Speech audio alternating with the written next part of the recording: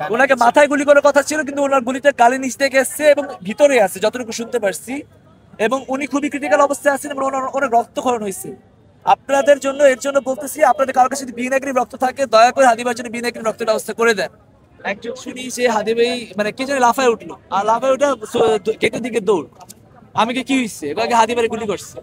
শোনার পরে তো আসলে কিছু বলার নাই, কি আর বলবো, মানে এখন তো হাদি ভাইকে গুলি করছে, আমরা সবাই গেটের দিকে দৌড়, সবাই যে যেটা পারছি, যে রিক্সা পাইছি সেই রিক্সা নিয়ে দৌড়তেছি। একটু প্রচার করে দেন বি নেগেটিভ রক্ত লাগবে, দয়া করে বলে দেন হাদি ভাইয়ের জন্য বি নেগেটিভ রক্ত যেন কেউ দিতে পারে, দয়া করে। সর্বশেষ ঘটনা মতে দুইজন উপস্থিত ছিলেন এবং দুইজন গুলি করেছে গুন্ডার উপর বসে, মাথায় হেলমেট দিয়ে।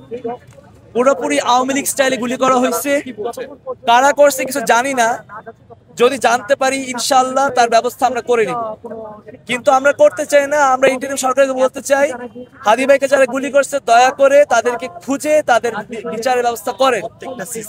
প্রত্যেকটা সিসিটিভি, ওখানে ওই পুরো এলাকার সিসিটিভি কন্ট্রোলে আছে, পুরো এলাকার সিসিটিভি কন্ট্রোলে আছে। সবাই সিসিটিভি ফুটেজ দেখে তাদেরকে 24 ঘন্টার ভিতরে শনাক্ত করেন, পারবেন আপনারা, আমি জানি।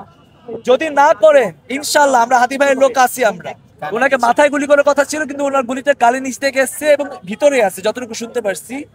এবং উনি খুবই ক্রিটিক্যাল অবস্থায় আছেন এবং ওনার অনেক রক্তক্ষরণ হয়েছে। আপনাদের জন্য এর জন্য বলতেছি, আপনাদের কারোর কাছে যদি বি নেগেটিভ রক্ত থাকে দয়া করে হাদি ভাইয়ের জন্য বি নেগেটিভ রক্তের ব্যবস্থা করে দেন।